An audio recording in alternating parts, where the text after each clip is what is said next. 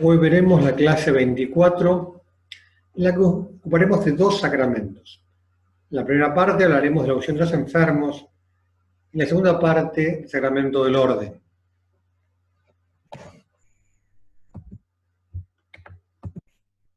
Entonces, sacramento del de los enfermos, sacramento de salvación y de curación. ¿De qué se trata este sacramento? Todos los sacramentos han sido instituidos por Jesucristo. Ese es el punto de arranque. No hay sacramento que no sea instituido por el Señor, que es el que le daba la fuerza salvadora. Entonces, insinuado en San Marcos. Entonces ya se ve el Señor, San Marcos el capítulo 6, dice, llamó a los 12 y los envió de dos en dos, dándole poder sobre los espíritus inmundos. Entonces cuenta las instrucciones, que no lleven bolsa, etc. Y al final dice, fueron entonces a predicar, exhortando la conversión. Expulsaron a muchos demonios y curaron a numerosos enfermos, ungiéndonos con óleo. Entonces se ve que el Señor les había dado las instrucciones de los enfermos ungirlos como un rito religioso con óleo. Y en la Sagrada Escritura, por eso, insinuado en San Marcos y promulgado por el apóstol Santiago Apóstol. Santiago Apóstol dice, ¿está enfermo alguno de ustedes? Llama a los presbíteros de la iglesia que oren sobre él. Y lo unjan con óleo en el nombre del Señor.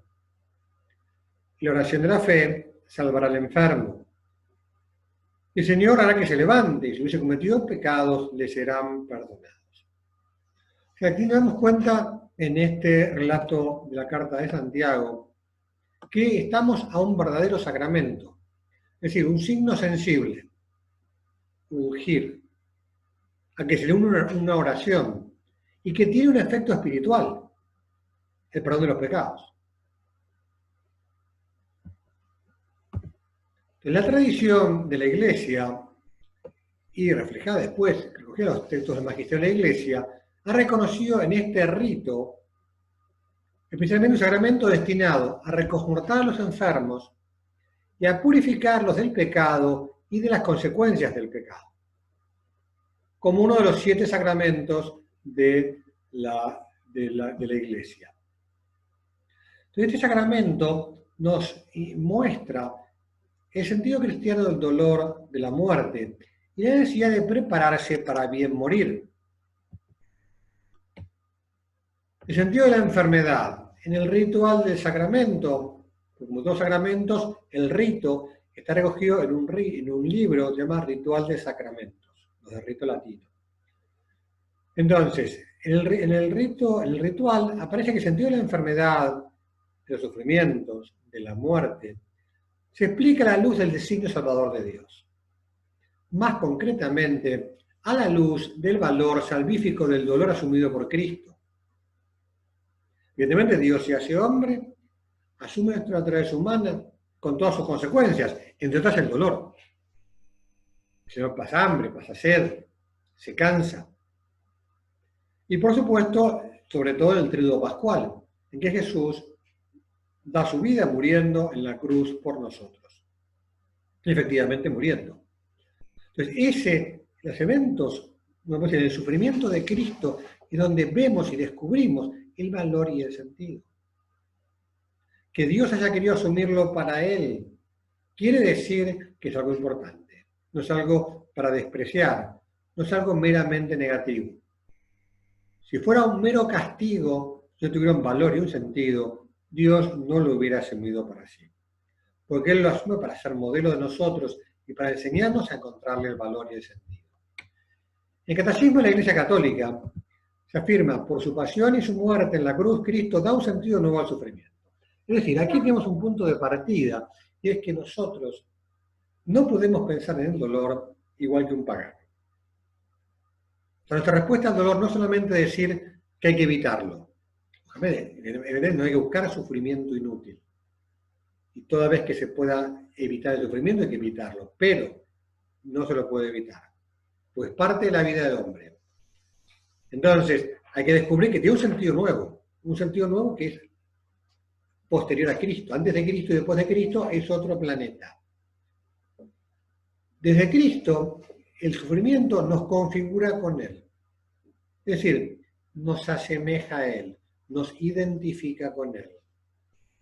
Y el Señor en nuestro sufrimiento nos une a su pasión. De hecho, el sentido que tiene este sacramento es unirnos a Cristo sufriente, unirnos a Cristo doliente, para así dar nosotros que nuestro sufrimiento sea redentor como el de Cristo. Y ese es el nuevo sentido que tiene. Configuración con Cristo, unión con la pasión. De hecho, el Señor había invitado a lo largo del Evangelio a seguirle, tomando la cruz con Él.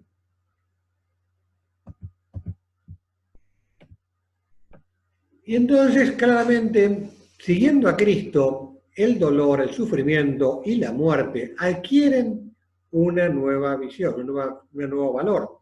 Y por tanto también el valor de los enfermos. Fíjense que la Iglesia, ¿por qué los hospitales tienen una cruz como signo? Pues los primeros hospitales han sido todos puestos por la Iglesia. Precisamente porque, no solo por una cuestión de caridad, también descubriendo el valor del sufrimiento, para ayudar a santificar ese dolor, obviamente para aliviarlo, para acompañar al que sufre. Entonces, en la Sagrada Escritura, obviamente, la enfermedad y la muerte están en estrecha relación con el pecado. Y son consecuencias del pecado original. No es un castigo por los propios pecados. Se acordarán cuando se encuentran con aquel paralítico en el templo, con el ciego, perdón, y le preguntan los apóstoles, Señor, ¿por qué nació ciego? ¿Por sus pecados o los de sus padres? Y Jesús le dice, ni por los suyos ni por los de sus padres, sino para que se manifieste la gloria de Dios en él. En este caso, porque Jesús lo iba a curar.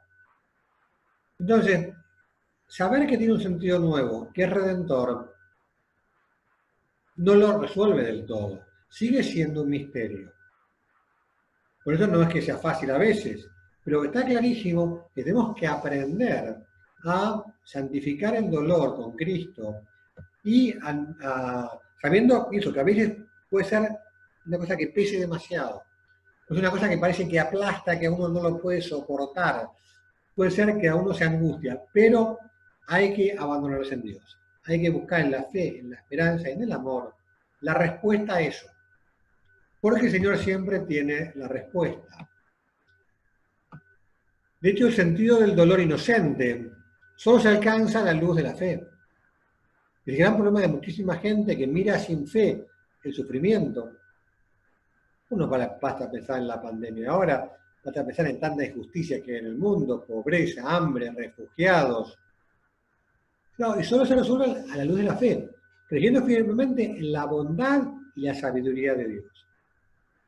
O sea, si Dios es realmente sabio, como de hecho lo es, y es absolutamente bueno como lo es, y es providente, no es que sea impotente, todopoderoso, evidentemente da pistas para entender que mi Padre Dios nunca envía algo para hacerme sufrir. Y que si Él permite que algo pase en mi vida, tengo su compañía, su auxilio y su fortaleza. Por eso el dolor tiene un sentido positivo para realizar la redención. Y eso nos enseña el Señor que Él curó enfermos, pero no curó a todos los enfermos que encontró en su vida. Esa curación de enfermos era un signo de la llegada al reino de Dios, era un signo de su poder espiritual. Por ejemplo, al paralítico que cura, que lo bajan en aquella casa, que rompen el techo y lo bajan al paralítico, Jesús le cura, primero le dice, tus pecados son perdonados. Y lo cura para manifestar y mostrar que tiene poder para perdonar los pecados. Pero entonces el sentido primario es mostrar el perdón de los pecados. Entonces, y después de la resurrección los envía. Y dice, en mi nombre impondrán los malos a los enfermos y los curarán. Entonces, para el cristiano, la enfermedad y la muerte, la enfermedad y la muerte pueden y deben ser medios para santificarse y redimir con Cristo. Y eso tenemos que descubrir. Porque buena parte de la santidad estará en el procedimiento del dolor, las dificultades, de los pesares. Y es una cosa que no hemos de olvidar. Bueno, entonces aquí aparece la vida de los enfermos, que no es para cualquier sufrimiento, sino que es para sufrimientos devenidos de las enfermedades graves. Y si son los enfermos, ayuda a vivir estas realidades dolorosas de la vida humana con un sentido cristiano. Entonces los enfermos, antes se llamaban la extrema unción. Se ha cambiado el nombre porque no es que hace falta que sea tan extrema, pero claramente hace referencia, como veremos, a enfermedades graves. Así tenemos una amorosa preparación del viaje que termina en la casa del Padre. Entonces, ¿cómo se compone este sacramento? Los sacramentos tienen una acción con un algo material y una oración que se le une. Entonces, la materia del sacramento es, primero la materia remota, es aceite de oliva. El aceite vivo debe estar, en principio, usamos el que se consagra el obispo en la misa crismal. De este año que no ha habido misa crismal, aquí en Córdoba por lo menos, he leído que en algunas veces ya empezó a haber en Argentina. De hecho, hoy leí en la INAI, que es el Informativo Católico, que en La Rioja empieza a haber misas de nuevo. Bueno, la materia, aceite de oliva. En principio, consagrado por el obispo en la misa crismal, y si no, bendecido por el sacerdote. Y en caso de necesidad, puede usarse cualquier aceite vegetal. De hecho, por ejemplo, a mí me pasó alguna vez, estar en un colegio confesando y que me pidieron por teléfono, padre, una persona está grave, puede ir a dar la unción, y no tenía el óleo de los enfermos, entonces iba a la cocina, le decía que me diera un poquito de aceite, le llevaba un poquito de aceite y se bendecía en el rito, está incluido el poder bendecir el aceite si uno no tiene el aceite consagrado por el obispo. Entonces, se unge en la frente y en las palmas de las manos. La diferencia entre los sacerdotes y los laicos es que los sacerdotes nos ungen de lo de afuera de las manos. ¿Por qué? Porque las palmas de las manos nos han ungido cuando nos ordenamos sacerdotes. Tenemos las palmas ungidas, nos ungen por aquí. Con la frente, en las palmas, obviamente, pues el caso de necesidad donde se pueda. Me pasó una vez, de a los enfermos, a una persona estaba toda quemada y la ungí donde pude, no pasaba a sufrir más. Bueno, entonces, y la fórmula en el rito latino es la siguiente. Se te unge, dijimos, la frente y las manos, diciendo, por esta santa unción y por su bondadosa misericordia, te ayude el Señor con la gracia del Espíritu Santo. Amén. Para que libre de tus pecados, te conceda la salvación y te conforte en tu enfermedad. Esa es la materia, el rito fundamental de la unción de los enfermos.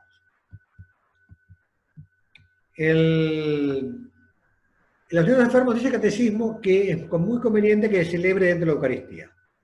Debo reconocer que yo nunca he dado la unción de los enfermos dentro de la misa. ¿Por qué? Porque normalmente pasa una persona que está en la casa o está entrando en un sanatorio, o sea que no es el contexto normal de la misa, una persona está grave. Pero bueno, si pudiera, que se dé la Eucaristía.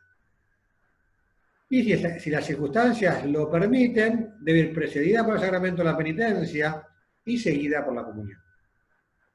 Muchas veces no es posible, si te das con una persona que está en coma, evidentemente le podés dar la absolución bajo condición, pero no podés confesarlo. Lo mismo no podés comulgar.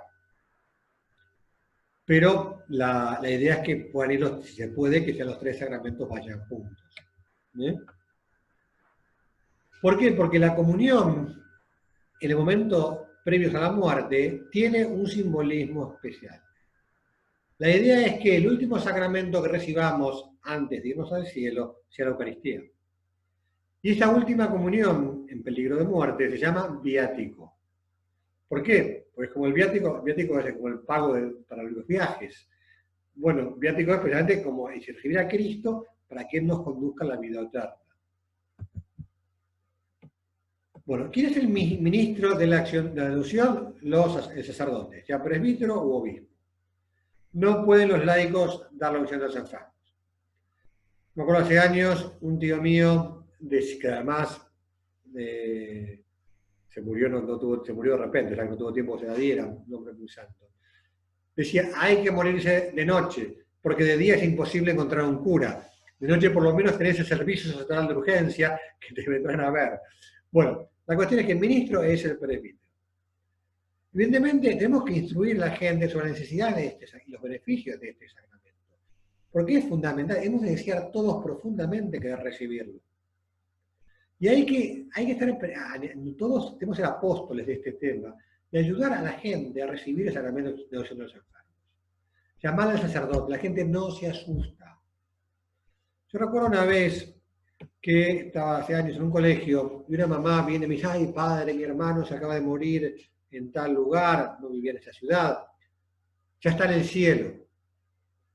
Yo le pregunté, ¿y recibió los sacramentos? Me dice, no, pero ya está en el cielo, no sé qué. Yo no le dije más nada, pero hermano, esta mujer estaba divorciada. Evidentemente, claro, querida, ayudar a tu hermano a reconciliarse con Dios, a que reciba esta unción de los enfermos que le purifica de sus pecados, que se confiese, que reciba la comunión antes de morir. Debemos ser un apostolado fundamental, ayudar a los enfermos, graves sobre todo, a acudir al sacramento, a recibir el sacramento de los enfermos. Y hay que preguntar, ¿está alguien grave en la familia, un amigo, sus padres, quien sea? Preguntale, che, ¿puedes hacer otra verlos? Y porque es fundamental, lo más importante de nuestra vida es estar bien para el momento de la muerte, cuando nos vamos al cielo. O sea, es de locos descuidar eso. Decía, y no hay que tener miedo, porque la gente no se asusta. Me acuerdo hace años un cura amigo me pidió que fuera a dar la unción a los enfermos con una tía suya que vivía cerca de donde yo vivía. Entonces esta mujer vivía con su hija, media paganota la hija. Entonces yo voy, le doy la unción, le doy la comunión a la señora. Y cuando ya me salí a la habitación y me acompañaba a la puerta para irme, la hija comenta, medio protestando, bueno, así fulano se queda tranquilo. Como diciendo el otro cura, el sobrino, deja de hinchar y se queda tranquilo que ya tiene los sacramentos.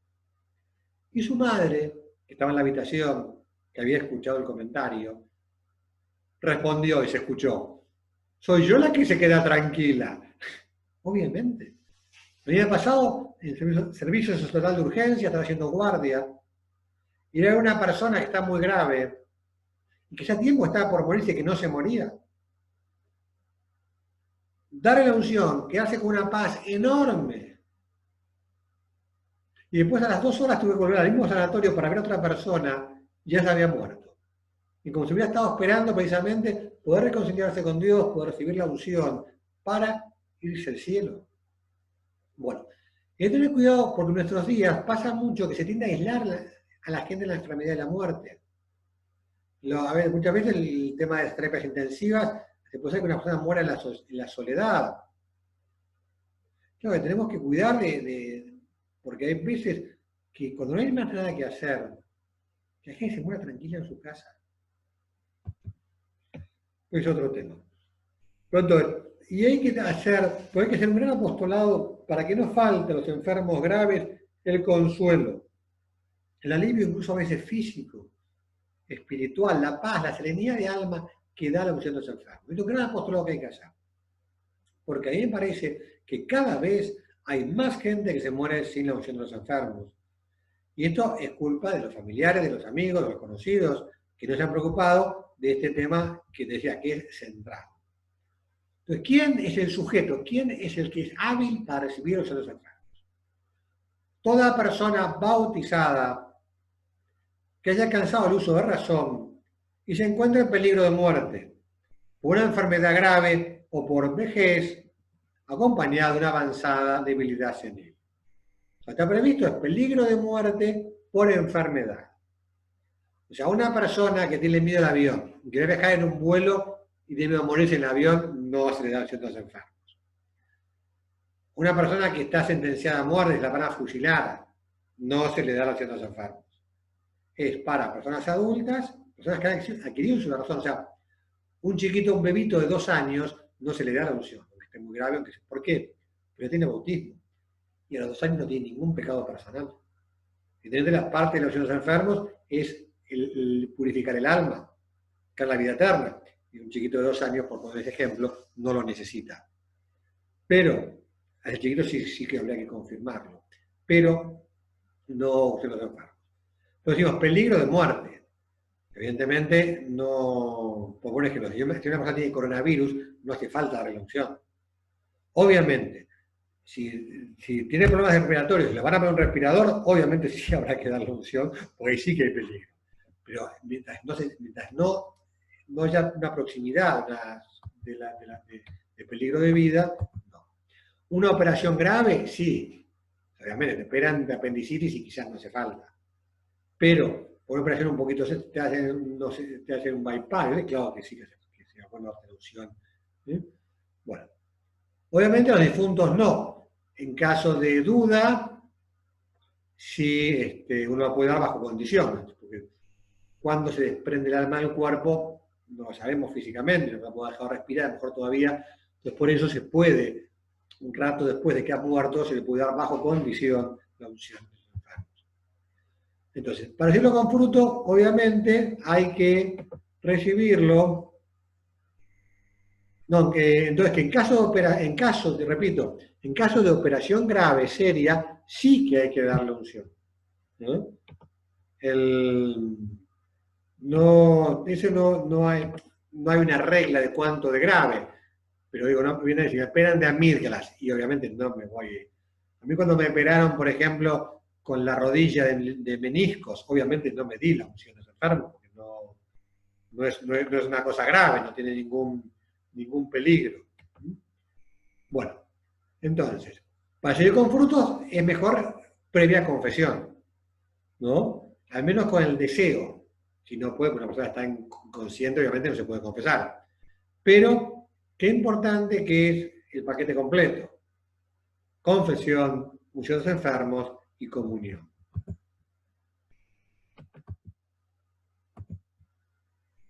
Bueno, entonces por eso está previsto que antes se dé la confesión. De hecho, el rito, cuando se ha confesado, se omite el acto penitencial, porque la persona se ha confesado.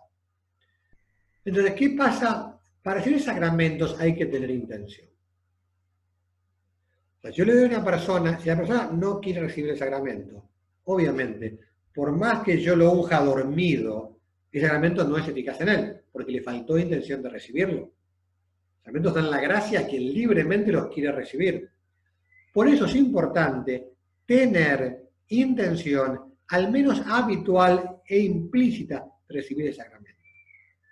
¿Qué quiere decir esto? Hay 3 tipos de intención. Intención actual es la intención que tengo en el momento de hacer la cuestión. Una persona que está en la fila para comulgar, está yendo a comulgar, tiene intención actual, porque quiere comulgar en ese momento, intención actual. Intención virtual, en cambio, es la intención que está en la raíz del acto, pero que en el momento se despistó. Una persona que va a comulgar en la fila y se distrae y ni se da cuenta qué está haciendo, tiene intención virtual, pues se puso en la fila con la intención de comulgar.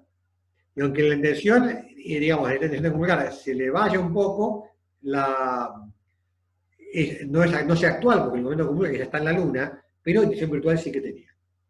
Y la habitual es la intención que se tuvo como hábito, es decir, que se tuvo que nunca se retractó. Por ejemplo, yo tengo intención habitual, y ahora la hago, de recibir la unción de los enfermos. Es la intención que yo pongo ahora, que digo, yo en este peligro de muerte quiero recibir la unción. Aunque yo después no la actualice, y yo tengo un accidente de auto, me quedo inconsciente, me dan la unción y es válida. ¿Por qué? Porque yo tenía intención de recibirla. intención habitual, y al menos implícita. Por eso yo le puedo dar la unción a los enfermos a cualquier católico, porque se supone que todo católico la tiene intención habitual de recibirla. Pero por supuesto que es bueno, lo que sí, no hay que esperar al final. Hay que ayudar a la gente, como digo, pero no solo en lo espiritual. A veces, no, morir que no se dé cuenta que está grave. Toda persona que se va a morir se da cuenta. Y ojalá se dé cuenta. Porque para morir en paz hay que haberse reconciliado con familiares. Hay que arreglar papeles. Después una persona está inquieta porque está grave, se está por morir y tiene que arreglar unas deudas o tiene unas cosas que arreglar, una escritura que no sé qué. Y para morirse en paz hay que haber arreglado las cosas humanamente. ¿Cuánta gente en esos momentos se reconcilia con un familiar? Pues humanamente y obviamente espiritualmente. O sea, por eso que decíamos antes, entonces, ¿qué intención hace falta? Enfermo de tener voluntad no retractada de morir como mueren los cristianos, es decir, con el auxilio de los sacramentos. Entonces, y por eso, como digo, que se puede recibir estando inconsciente, estando en coma, es bueno que se reciba con conocimiento, para que el enfermo pueda recibirse mejor, prepararse mejor y recibirlo con más fruto. Entonces, no se debe administrar a aquellos que son obstinadamente impenitentes. Una persona que rechaza la gracia y no es en libertad. ¿Se puede repetir la unción? Si un enfermo recupera la salud y vuelve a recaer, bueno, en principio en la misma enfermedad no hace falta repetirla. Hay personas que están familiares que dicen, ya recibió la unción la semana pasada, no hace falta recibirla de nuevo. Sí le puede llevar la comunión, sí se puede dar la absolución, pero el sacramento no, salvo que haya un agravamiento especial o hay gente que, yo me acuerdo de una persona en Tucumán hace años que cada tanto estaba muriéndose, le daba la unción y salía adelante, ¿no? Tenía como un gato, como 7 vidas. Y bueno, ahí sí se le podía repetir, porque se curaba, se restablecía y cuando volvía a caer, obviamente era una cosa distinta. En caso de duda, hay que administrarlo bajo condición, ¿no? Esta persona no duda que está viva. Y el sacramento no es necesario con necesidad de medio. ¿Qué quiere decir esto? El bautismo es necesario con necesidad de medio para salvarse. Pero no se debe prescindir voluntariamente de él. Qué triste cuando una persona rechaza el sacramento. Y hay que ayudar a la gente, pues digo, a que no piense, que le pierda. Digo, la gente que está enferma no le tiene miedo. O sea, lo que le tiene miedo es a morirse lejos de Dios. Y además llena de fortaleza. Fíjense que el privar a un enfermo de esta ayuda puede llegar a ser pecado grave. Fíjense que lo que nos jugamos la vida, toda la vida tenemos a santos, pero sobre todo los momentos previos de la muerte, cuando el demonio más ataca. Porque cuando se consigue robar aquella alma, la tiene por toda la eternidad. Por eso es tan importante tener el auxilio de los sacramentos en estos momentos. Entonces, ¿qué hace este sacramento? Sus efectos. Aumenta la gracia santificante, en principio hay que tenerla, hay que tener gracia para recibirlo, como se confiesa antes, y la gracia sacramental, la gracia específica del sacramento, que es una unión más íntima con Cristo en su pasión redentora. Para el bien, para su bien y de toda la Iglesia. O sea, uno dice, primero identifica con Cristo sufriente, de tal manera que hace que mis propios sufrimientos sean redentores. Además, llena de consuelo, de paz y de ánimo para vencer las dificultades y sufrimientos propios de la enfermedad grave o de la fragilidad de la vejez. Con el tema de la vejez, yo pienso que no hay que exagerar. Vamos a ver, hay parroquias en una persona de 65 años le dan la unción, me parece de locos. O sea, yo la expectativa de vida es de más de 80, 90 y pico de años, y me parece que, yo creo que decir que una persona de 60 y pico de años, 70 años, solo por la edad, darle la unción, yo pienso que no vale la pena. Hay muchos lugares en los que lo hacen, cada uno haga lo que quiera y viva la libertad, pero es para cierta gravedad. Bueno, entonces dijimos que da aumento a la gracia, que da consuelo, paz y ánimo para las dificultades y dolores de los últimos tiempos, cura las reliquias del pecado, es decir, lo que falta purificar nuestros pecados, lo que purificaríamos en el purgatorio. Y además el perdón de los pecados mortales, de los veniales y los mortales si hubiera y no se hubiera podido confesar. Además, también no es extraño, que alguna vez pasa, que se recupera la salud corporal si eso hace bien al alma. Si el alma necesitara, a veces pasa que una persona se cura gracias a la oración de los enfermos. Por eso es fundamental que tenerlo claro en la cabeza, ayudar a la gente a concientizarse de los sacramentos para los enfermos. Y obviamente es la preparación para la vida eterna. Dice, esta gracia, la oración de los enfermos, es un don del Espíritu Santo que renueva la confianza y la fe en Dios y fortalece contra tentaciones del maligno, especialmente contra la tentación del desaliento y la angustia ante la muerte.